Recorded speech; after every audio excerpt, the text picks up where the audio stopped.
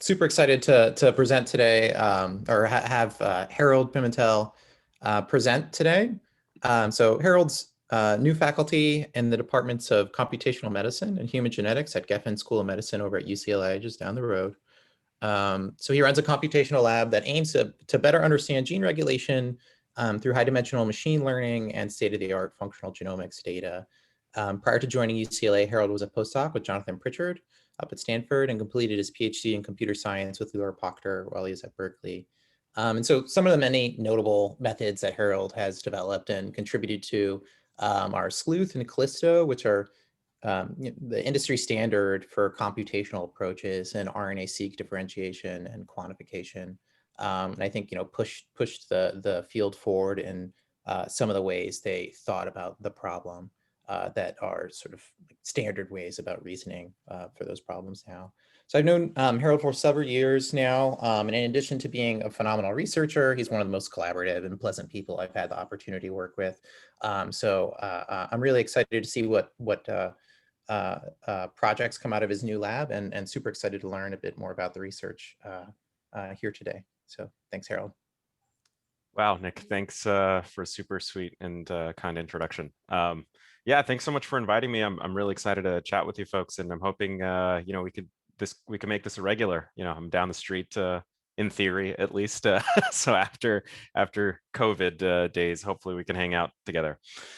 Yeah, so I'm going to talk a little bit about model-driven design and analysis of quantitative phenotype screens, and hopefully you know what that means by the end of this talk. But the basic idea here is taking a model-driven approach to basically design screens from the beginning. That is, like, optimize screens, how many cells you'll need, how many cells get whatever guides, these sorts of questions. And then after that, how do you do the inference given one of these experiments? So just to preface all this is work that is still actually going on for my postdoc, joint with Jake Freimer. So he's been leading all the experimental efforts, and it was done in the labs of Jonathan Pritchard and Alex Marson. So, okay, so those of you who work in StatGen, you've probably seen many of these plots, right? Basically, how can so many genes contribute to complex traits? As we continue to do, more and more GWAS and get larger GWAS, we see basically that every single gene matters, right? So how could this possibly be the case that you could introduce thousands of SNPs, and they can each SNP explains a bit more of the heritability? And there's a lot of hypotheses about why this happens. One of them came out of the Pritchard lab, which is this idea of the Omnigenic model. So I'm not going to talk too much about it here, but the basic idea, and one of the things that I want to talk about today is really this principle is, or the idea is based around the principle that genes regulate each other through really complex and dense networks, right? So if we want to understand and make sense of this, we actually have to understand the networks before we can understand the genetics. And so one of the things that I've been trying to do is actually work on the inference side to try to get at some of this network data, right? So how does one actually infer from these networks? Well, one approach that people take is what we might call downstream mapping. And this is sort of a relatively classical approach. You start off with some gene of interest. If you fancy the Omnigenic model, let's call it a core gene. So you start off with some core gene or gene of interest, and you, let's say, perturb it some way, right? You could knock it out. And then you go and run this control version versus the knockout version, and you see what the difference is in gene expression. And therefore, you infer that all these red guys are downstream of the gene, the green gene, right, of gene of interest. And so this is helpful, but it only gives you one direction of causality or mediation, depending on what the specific network looks like, right? And the truth is that actually for most genes, we don't know the upstream regulators of them, right? And in order to do this, you actually need a completely different experimental approach. So you need to be able to knock out all of the genes that you think might be upstream and then measure the gene of interest, right? And so this is kind of the approach that we're taking. And I'll talk about how you can do this in just a moment, right? And the basic idea is one that molecular biologists have been using for many years, right? But they haven't really done this in high throughput up until recently, which is basically you start off with your gene of interest, right? And then let's say you have some idea, maybe there's like 10 papers that have been published on this specific system, and you have some idea that it might be some of these genes that are interacting with it. So what you go and do a knockout one at a time, and you knock out gene A and you see that gene C, the distribution of it changes a little bit. Do the same for gene B, do the same for gene D, and you notice that it doesn't do anything. So therefore, these are either not in the pathway or they're downstream of gene C, right? And the only one upstream is gene A, right? So you can actually take this approach and you could parallelize it. And that's what Jake has actually done. So we're connecting flow cytometry along with a really highly parallel CRISPR library, right? So you start off with some cells. Jake has done some really cool engineering from the biochem side, and really gotten these cells to play well, their primary cells to play well with CRISPR libraries. But basically, start off with these cells. You infect them with a guide, which each guide is going to knock out a gene, right? And then you introduce your Cas9 with a set of controls. And you have basically a set of edited cells, right? So the number of guides per cell is going to be a random process. But the way that most people typically engineer their experiments is such that you get at most one guide per cell. So we're going to talk about why we think this is sort of a wasteful idea. But anyway, so you do this and then you have some marker, right? It doesn't necessarily have to be a cell surface marker, but it just needs to be something that you could pick up by FACS. And then FACS gives you this big distribution, right? This is the total distribution of expression of this specific gene of interest over all the cells, right? And these are different gates, right? So this is set up by the experimenter. And you basically, we'll talk a bit more about this and make it a bit more concrete, but basically these can then be pushed into different bins that are physically sorted. And then, and you can sequence now the guides that you got out from the library, right? And so this gives you an idea of if there's an unequal or an imbalance of the guides, then actually those guides were changing this distribution, right? Somehow, right? And again, I'm going to make this a bit more concrete in just a moment here. But what you end up getting out of the experiment is basically this. It's for each guide you get some count for the number of cells and what bin those cells were in, right? Okay. So what does this look like experimentally, and how we can we have this little cartoon here that might help visualize that. So you start off with your pool of cells, and each one of these cells has a guide, right? Or some number of guides, let's say approximately one. And it basically goes through a detector. The detector then sees the total distribution and says, relative to this distribution, it's in this range. So I'm going to put it into this physical bin, right? So this cell now gets physically sorted into this bin.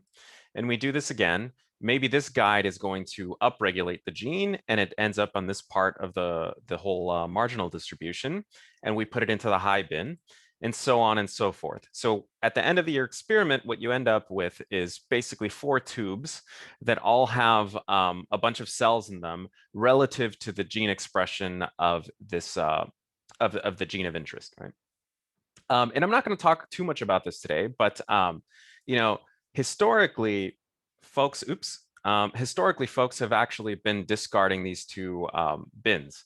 And as statisticians, you know that you're basically throwing away information here. If you're going to use the same amount of cells, you should be using this. So actually in our method, we use this information, but historically people haven't, and they sort of just treat it like a 2-sample t-test essentially. So we'll talk about, make better methods for this in just a moment. And okay, so this looks like it's all sorted out, right? At the end of the day, technically you could just do a 2-sample t-test and get away with it. This is what people have done for a number of different papers. You'll go and see a bunch of CNS papers doing this sort of thing. But it turns out that these experiments are pretty expensive and pretty time consuming. So if you go into the literature, you'll see that a lot of these experiments, if you want to do like, let's say on the order of 6,000 guides, which let's say you have like 3 guides per cell and some number of controls, you're only hitting a few thousand genes, right? This means that for every gene of interest, for every replicate, you're going to need on the order of 250 million to, let's say, 500 million cells. Okay, so this is a lot of cells, which means that you're going to use a lot of reagents, and you're also going to spend a hell of a lot of time on the sorter, right? So poor Jake is spending like 8+ hours on the sorter, and because we don't want batch effects, he's doing them all in the same day. So him and a buddy basically go in tandem, and they spend like an entire day at the flow machine, right? Just to do like one experiment. So this is a long time. And if you want to scale up these experiments and you want to move in vivo, and you want to move into primary cells, where resources are far more scarce, this is a problem, right? And just to drive this home a bit further, I'm working with some folks at UCSF. They have some primary or some in vivo experiments that we're doing, and they're extracting cells from tumors, and we're only getting on average like 25,000 cells, right? So this is a non-starter if you're gonna be doing one of these screens in vivo, right? So how do we design better screens? And so our idea is pretty simple. Basically, the goal is to design a screen such that we have high confidence in all the calls and probe as many targets as possible, right? So how do we do this? You basically develop a model. We learn parameters from existing data, simulate a bunch of unobserved conditions, evaluate the performance, right? And we can search a really large grid, essentially, of a bunch of different parameters that you wouldn't normally do in an experiment. And then we evaluate the performance, but not just in silico, but we're actually doing experiments, right? So we basically nominate a bunch of potentials, and then Jake will go and do some experiments, and then we'll validate that, and then sort of go back and iterate this approach, right? And that's the basic idea here. So to start off, we have this cell level generative model, right? And you'll see, I'm not going to go too carefully through this, but there's a few things here, and we'll step through it really quickly. So like, let's say the first thing you do at a cell level is choose the number of guides. Again, this is a random process. This is actually Poisson random variable, and it's very well understood to be the multiplicity of infection, right? If you know virus sort of biology. And so after you do this, you select which guides, and it turns out that there's a distribution on the guides, right? So normally you would expect, or you hope, that you have a completely uniform distribution, but this doesn't always happen just because of randomness in how you actually make these libraries. But it's approximately uniform, and we model this using a Dirichlet. And then you choose your guides, right? So given the number of guides as well as the distribution, you'll choose your guides. And let's say both of these have some positive effect size. I'm going to ignore the reporter for this, the modalities of it, but basically you can have multimodal distributions of gene expression. And then you simply draw from the reporter after you've taken into account some linear effects from the effect sizes. And then from that, you sort into your bin. This would go into bin 4. And you do this over and over for millions of cells, and you end up with one of these experiments, right?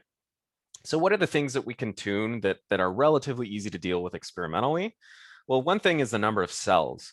So we can actually bring down the number of cells, or we can see what it looks like sort of asymptotically. And that's one of the things that we look at in our experiments. The other thing is actually, if you have a bimodal distribution, it actually depends heavily on what the distribution of gene expression looks like, on what the best sort of bin cutoff might be, right? And so we look at that as well. And finally, this is one of the things that actually we're tuning quite a bit experimentally, is the multiplicity of infection, is that if you're aiming at only at most one guide per cell, well, actually you're throwing away a lot of material, because that means that about 70% of your cells on average aren't going to have anything, right? So if you're trying to optimize for the number of cells, then you should actually probably bump this up. And we look at this both experimentally and in silico as well. And by the way, you folks should stop me at any point if you have questions or if anything isn't clear. So yeah. All right. And so the first, go ahead. Yeah. Hey Harold, this is Nick. Can you go back one slide? So here, right, the measurable, like the data, right, that's getting fed into this, um, is going to be the observed bins, right, over on the right-hand side, right, and as well as like the guides, the G and C. And what's being inferred is going to be Y and C, the true bins, right? So is that correct? Okay, so yeah, I'm actually not talking about inference yet, but right now it's Oh, okay. purely a generative model. But I but see. yeah, yeah, no, it's pretty close. So basically, what you get is these observed bins, right? These counts that are basically representing the number of guides that you saw from this specific or from many cells, right? It doesn't necessarily have to be one cell, but the number of times you saw this guide in this specific bin. We also can measure this, the proportion of gene effects, and you kind of need to know that. But what we care about at the end of the day is the effect size, right? Because we don't actually know what the effect size is. And we want to know whether or not this gene is affecting the gene of interest, right? So Gotcha. at sort of like 1,000-foot view is that you're knocking out like, let's say 1,000 genes or 2,000 genes. And the goal is to basically infer whether or not this gene is having an effect on the gene expression of the gene that you care about. Um, Okay, so I'm going to sort of ignore the inference side for a second because we're going to talk about that at the end. Um, and just say that we have a method and the method works well. So basically, one of the takeaways is that coverage saturates relatively quickly here, right? So on the x-axis, we have the false discovery rate. It's a simulation, so we know what the true false discovery rate is. And on the y-axis, we have the sensitivity. And so you can increase the coverage now. This is the number of times that you saw the coverage is the number of times you saw the specific guide. And basically, for about 250x, which is 4 times less than the 1,000x on average, you're actually getting approximately the same answer, right, on average. And if you just look at this plot, a little bit differently, just based on the rank of statistical significance, they're approximately the same, right? At some point, all the top hits are going to be relatively the same, and then at some point you just saturate a little bit differently. But it's pretty similar, right? At least for FDRs that we care about, on this range of less than 10%, coverage saturates relatively quickly. So bottom line, you can use fewer cells. You don't have to use as many as people are using in these experiments, sort of historically. And so one of the takeaways is another takeaway is that more guides per cell actually reduces the required cell numbers while increasing the sensitivity, right? So this is the multiplicity of infection thing that I was just talking about. And the intuition is basically this, right? As you increase the multiplicity of infection, inherently you're increasing the coverage without increasing the number of cells because you're basically just seeing this guide many times over. And so, if you had low guides per cell or a low multiplicity of infection, your pool of cells might look like this, where you have, on average, 1 guide per cell. But if you had high guides per cell, it might look something like this, right? And now, if we ignore epistatic effects, which depending on what side of biology you are on, you might agree or disagree with. But if we ignore that for a moment, and we ignore toxicity, which usually isn't a problem up to some degree, you actually end up seeing, the guides many more times, right? So if, let's pretend that only the orange guy here, the orange guide has an effect, well, then we're going to actually see the orange guide many more times, right? So we have many more replications of it, and we're not going to get that much bias in this example, right? And so this actually turns out to be, the case, right? So if you ignore epistatic effects, basically you end up with something like this, right? So here's a simulation with only 50,000 cells, which is basically nothing, right? With 1,000 genes that have an effect and about 10%, 1,000 genes that we're knocking out in silico, and about 10% of them have effects, right? And we basically see that that at multiplicity of infection 5, we still get higher sensitivity.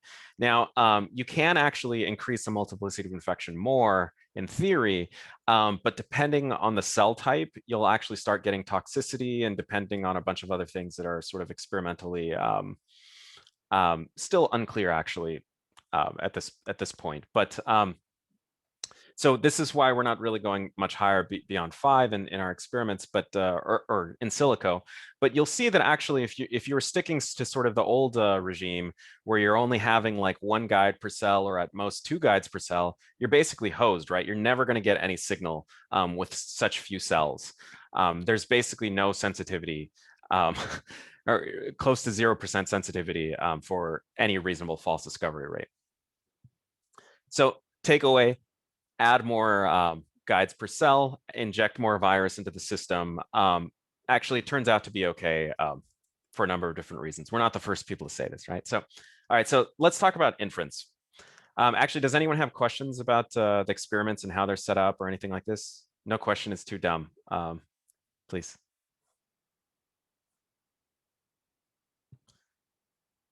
All right, so how do we analyze data from these experiments? So start off with a few goals of the inference. We want to identify guides that change the reporter or the gene of interest distribution, right? And something that is important here is that multiple guides per gene should show the same trend, right? So I didn't talk about this earlier, but experimentally, you're going to want to target each gene with multiple guides, because you don't always know if a guide is going to be working well, right? So the guides have different levels of efficiency, and so some guides are going to be better than other guides depending on the region of interest that you're targeting, and you usually don't know this a priori. People work on this quite a bit from the machine learning side, trying to predict what sequence would be best. But the bottom line is that they should show the same trend. Sorry, do we have a question? Yeah, Harold, you said there were no stupid questions, so. Yeah, no, please, yeah. Not knowing any molecular biology, the term guide is something that I haven't come across before, and it seems to be pretty fundamental to what you're talking about. Can you just explain to me what a guide yeah, is? sorry about that. Yeah, no, great. Oh man, yeah. That's pretty fundamental. Yeah, no, good question. Yeah, so a guide is basically a short sequence of DNA that is actually going to be used by the CRISPR system to target a gene. So basically, let's say you want to target some gene that you care about. Let's just say gene X, and gene X has some sequence, and then you'll basically target a small part of that gene. And there's a number of different ways to knock out the gene, but let's say the most catastrophic is to literally just nuke that part of the gene. You say, CRISPR, come here, cut this region, and don't repair it, and that should nuke that gene. So the guide is basically just a sequence that is allowing the CRISPR system to hone in on a gene to knock it out, essentially. Thank you. I have a quick question. Yes. I have a quick question too. Yeah, please. Do you mind going back to the FDR versus sensitivity plots? Yeah, just there. Yeah. Mm-hmm. So again, this might be very, very basic, but so when you're plotting FDR versus sensitivity, I'm just curious, what is the parameter or parameters that you are varying to get these values across the FDR? Yeah, so basically you start at the top rank, right? Which actually we have a Bayesian model that I'm going to show in just a minute. But so we start with the posterior inclusion probability that is highest, and then we basically go down this list. And as you get another one, as you increase another or put another set to call it significant, right? Another gene to call it significant, then it's either a positive or a negative. And then if it's a negative, the sensitivity doesn't change, right? But the FDR gets increased, right? I see. Thank you. And I then follow up on that question. The conventional ROC plots sensitivity against 1 minus specificity, which is not the same thing as the FDR. Any comments about how we Yeah, so, plots? Yeah. So I think this is kind of like a cultural thing. Obviously, like here you would ideally like to be at zero FDR with like 100% sensitivity. The reason people often plot these like this is just because the FDR is something that you can estimate, or you often estimate in these sort of hypothesis testing questions. And so I think historically folks in the RNA world and the gene regulation world have had these types of plots. One can certainly plot a typical ROC curve, and it should look relatively similar, but there are some quirks that show up in the FDR sometimes that'll look different in an ROC curve, right?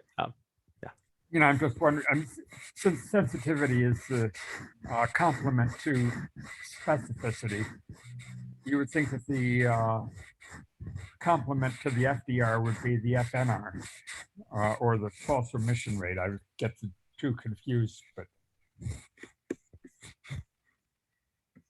you understand? Sorry, I think I cut out for a second here. One more time. Sort of the natural, in the sense that the specificity is the natural complement of sensitivity. Here, if you're plotting the FDR, the natural complement to that would be the false remission rate that you would plot on the y-axis. Have you ever seen that done? There's certainly it's certainly done. It's typically not the main figure that is discussed, I think, just for this context, right? Because people care about how many true positives you're going to get out of the whole system relative to how many negatives you're going to get, in the sense that, like, if you're going to go follow up, right, from your experiment, you want to guarantee that you're going to have a relatively low FDR and still get some real things. And that's kind of I think this is why I think historically these plots have showed up. But yeah, I mean, that's a good point and a fair point. They certainly show up in the supplement often for these types of papers. But yeah, good point. So, hey, Harold, I have a quick question. Just yeah. So the takeaway, I think, from this slide, and just let me know if my interpretation is off here, is that under some model, right, some inferential procedure, whatever it is, right, the goal here is sort of to quantify more or less the efficiency of an experimental design, right? To say, exactly, if you were to go then propose your own experiment, right, like what would be with the goal, right, of measuring some effect, right? You want to find whether or not knocking out some gene has some effect downstream or somewhere in the system, right? Then under some sort of inferential schema that can tell you, classify whether or not there is or isn't an effect. Here you're showing that as, like, you increase the proportion of, like, the number of times a cell can be affected, like whether or not that's a more or less effective design, right? And so here, I think it's exactly, like, clear that like up to 5 at least, your sensitivity is, it's like there's way more efficiency in terms of, like, the number of cells you have to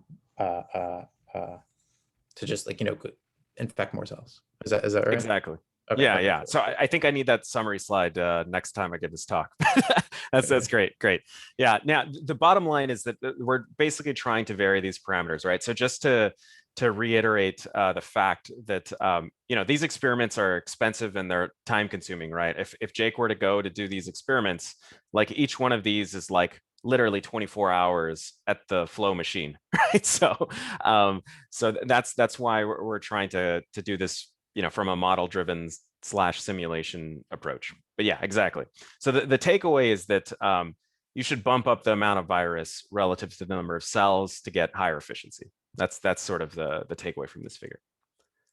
Okay. All right, so back to the goals of inference, right? So we want to identify guides, or CRISPR guides, to be more precise, that actually change the reporter or the gene of interest distribution, right?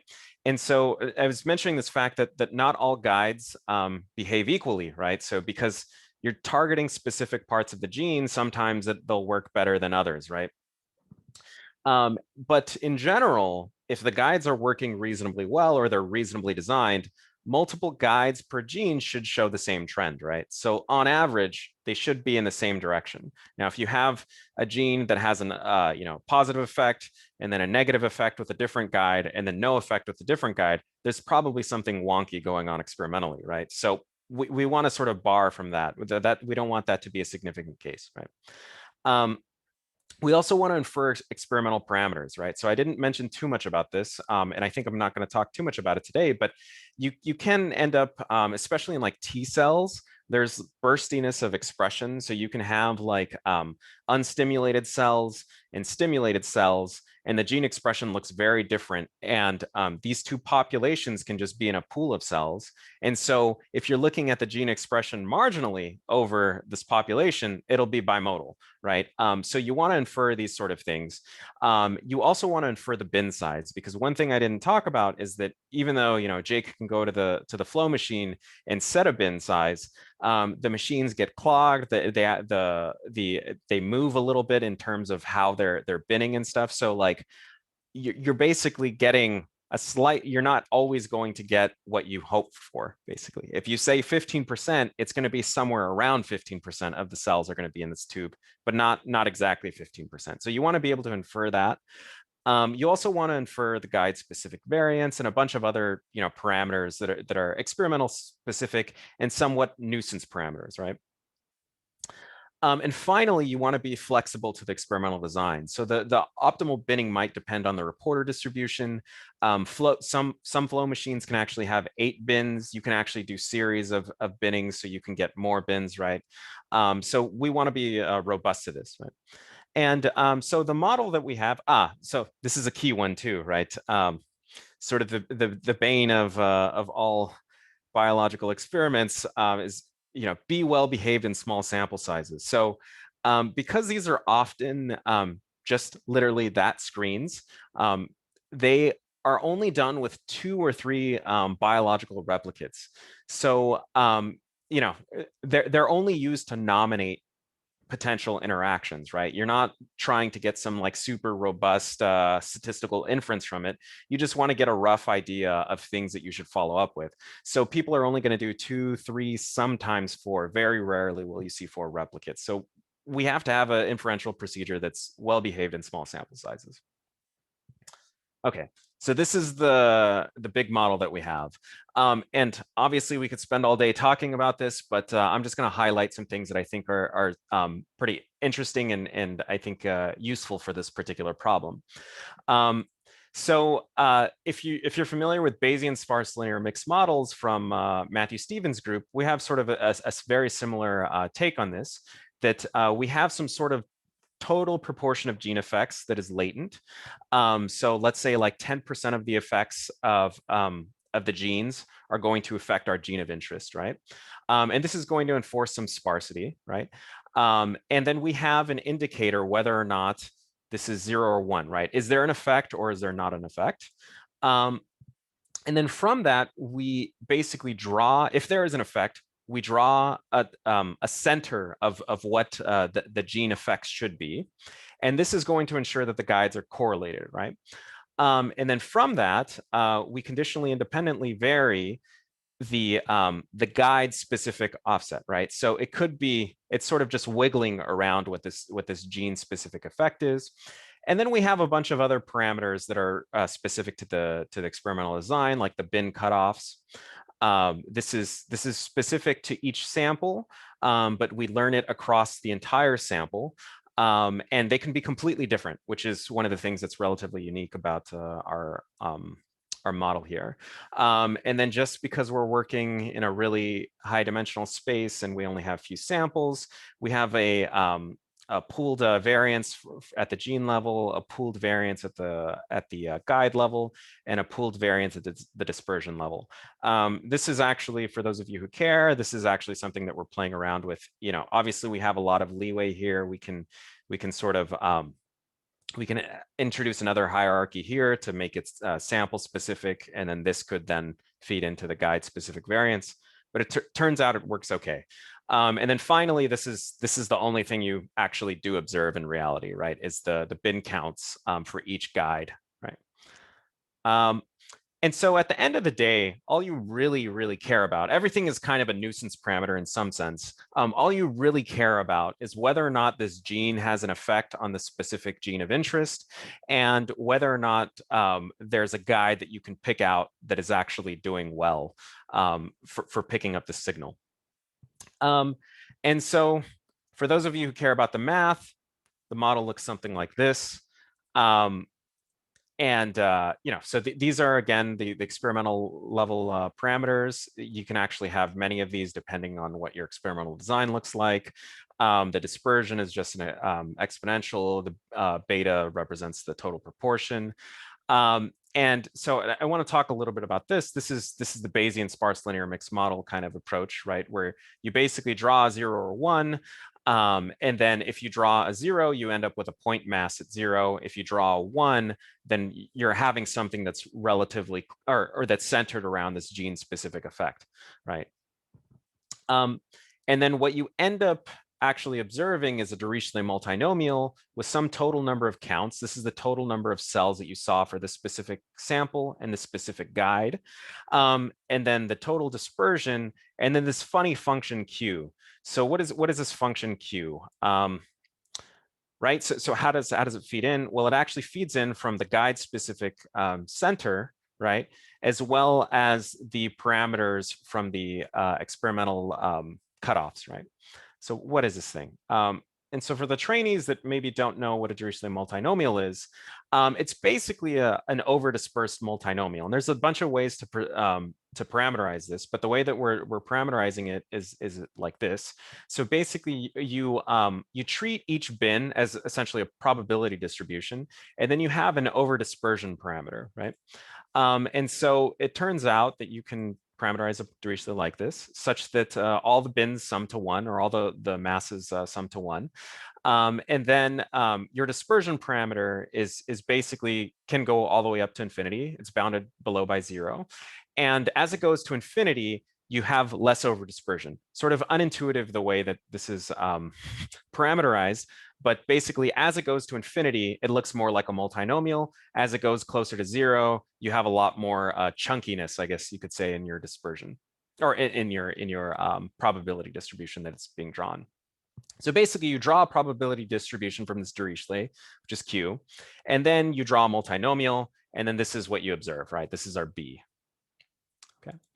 And so this Q function is basically mapping from the reporter bin to it's mapping from the bins, the sort of marginal bins, as well as the guide specific center to a bin probability mass, or a bin mass, right? So the probability of the reporters in bin 1, bin 2, bin 3, or bin 4, conditional on this mu, as well as some experimental parameters, right? And so if you assume that this thing is normal, which is one, you could put any distribution you want here. If we had like infinite data, I'd love to go non-parametric, but we have like 2 samples, right? So one way to deal with this is to just pretend that it's a normal, and you can just write down what this distribution looks like, right? Pretty simple. This is what the Q maps on, if given this setup. Okay. And just some intuition on how this model behaves. So here we have our reporter distribution again. This is again a latent distribution. If you condition on a guide, this distribution is always going to be latent, right? What you observe is only the complete marginal distribution. So here you have your 4 fax bins, and let's pretend that the cutoffs that we made were at 25, 50, 75, and 100% of the quantiles. And so if we had this and the model we're inferring these parameters, we would hope that it would basically infer that there's no effect on the gene from this guide, and this effect is 0, right? Which would mean that we have our Q function would map to a density of 0.25, 0.25, 0.25, 0.25 with some amount of over dispersion. We draw from this multinomial again, and maybe this is what our observation is, and then we sort of go back and do the Bayesian inference to sort of deal with this, right? Now, if you have an effect, the intuition is such like this, that we again have this latent distribution for this specific guide that looks something like this, right? So this is a guide that is actually affecting the gene expression of the gene of interest, and it's totally shifting the distribution to the right a little bit, right? So it's upregulating this gene. And here, what we would hope that the model infers is that actually you should include this gene, and it has an effect size of 0.8. And then this mass is changing such that there's more mass near the right side of the distribution, right? And then again, multinomial, and then maybe this is what you inferred from the actual sample, right? This is your count distribution. Any questions on this?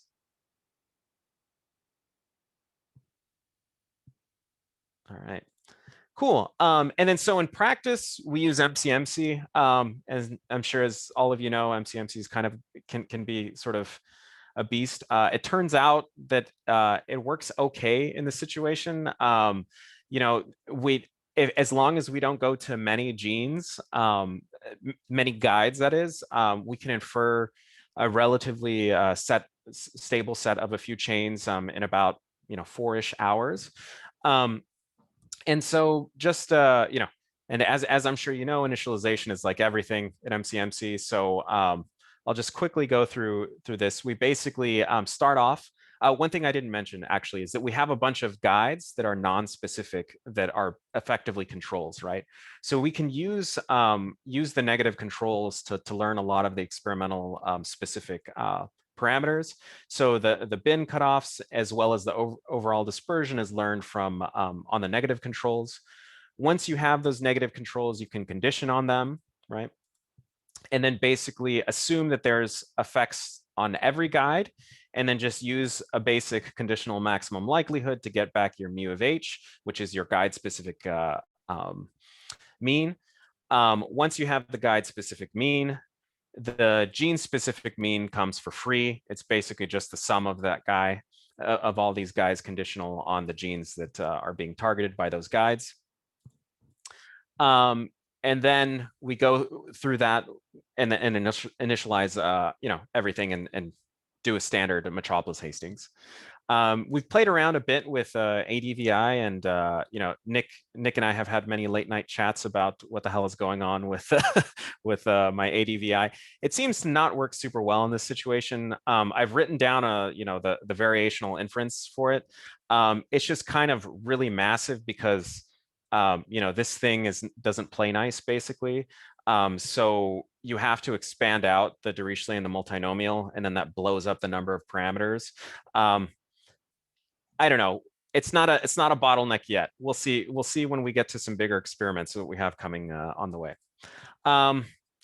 It works well in practice. Bayesian models are cool because you can look at things on the margin, right? So this is the posterior inclusion probability. This is on a real experiment on IL-2RA on primary cells.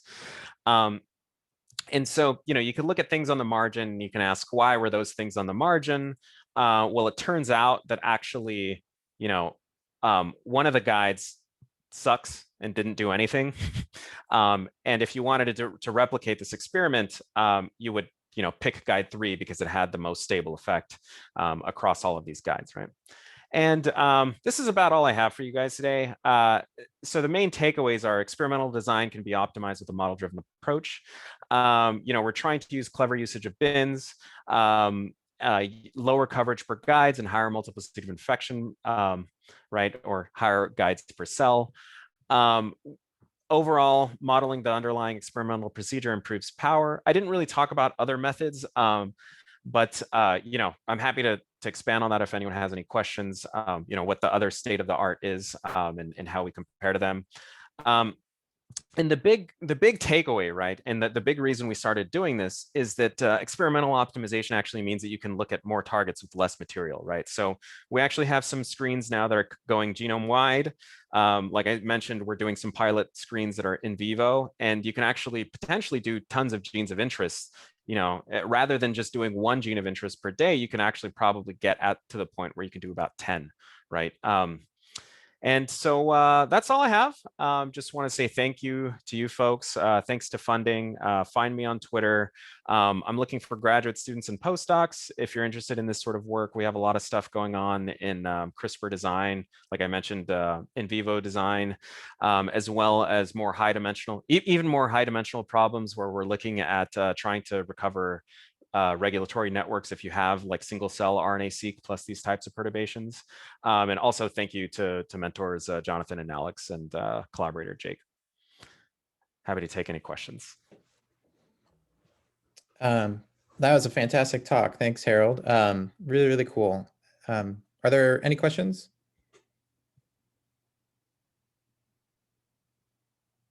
So I have one question. Maybe if you can go back to yeah, right here. So as far as like, did you toy around with like tuning any of these hyper parameters at all, like the prior variances on the thresholds or anything like that, or is it like sensitive to that in any degree? So these are relatively stable. Like you could be really dumb about how you initialize these. You can actually, you know, it turns out that the MLEs that you get under the naive model are pretty stinking close to what you infer. And part of that is probably a bit of model misspecification, and but also you have, you know, technically a lot of data to sort of learn this from, right? Because you're looking at thousands of guides. The overall dispersion, this is somewhat problematic, right? Just being perfectly truthful, like in the sense that technically, I think what we should have is we should have a dispersion that's different for guides that have an effect and guides that don't have an effect. I'm still playing around with this because you can imagine that you know, you can have higher variance for things that do have an effect, whereas you might have lower variance for those that don't. And so, you know, but this is again like just something sort of a bit of a nitpick, if you will, you know, for one of these models where you have like, you know, tons of parameters, but like very little data. I see. Cool. And so there, like the dispersion is really, you know, is that supposed to be capturing like the experimental variability? Because you know, earlier you mentioned that, like, you know, you measure, like, you know, things get assigned to a bin or sorted to some bin, but there's variability there because, like, you know, like you said, the machine can get gunked up or you know, whatever. And so is that variability captured and at the dispersion level, or is that like at the Yes. So that's a great question. Yes. So part of the reason, so this, in theory, right, if this were an appropriate model, in theory, this should be only capturing the experimental noise. But because we're like basically shrinking the hell out of, you know, the gene and the guide specific variance here, it's actually, I think what's really happening is that some of that variability is getting eaten into this, and it's just sort of blowing it up a little bit. But to some degree, I guess the overall takeaway is that the whole point of this parameter is to deal with the unexplained variance that you have, that's just, you know, due to the guides as well as experiment. It's trying to deal with what you expect the normal amount of variability to be, essentially, because some, you know, guides are going to have varying levels of efficacy. You know, each experiment is going to be slightly different, and yeah. Gotcha. A great question, though. Yeah. And then for the MCMC, how this is like maybe more engineering stuff, but for are you using like Stan to do the inference, or did you write? Yes. So we've actually prototyping in Nimble. So Stan doesn't play nice with discrete things, and this guy here is discrete. You know, I've implemented it in Stan also, where you like integrate over this guy. It works okay. I kind of like Nimble a little bit better if you have these types of models. I find it a little easier to prototype things in what's the Bugs language, right? Which is Nimble is basically an extension of the older Bugs language. So yeah, okay. Nimble's plugged for Nimble, and the folks that are working on it at Berkeley are amazing. Yeah, Super cool. Yeah. Are there any It's other really easy to questions? prototype things. Yeah, and nimble.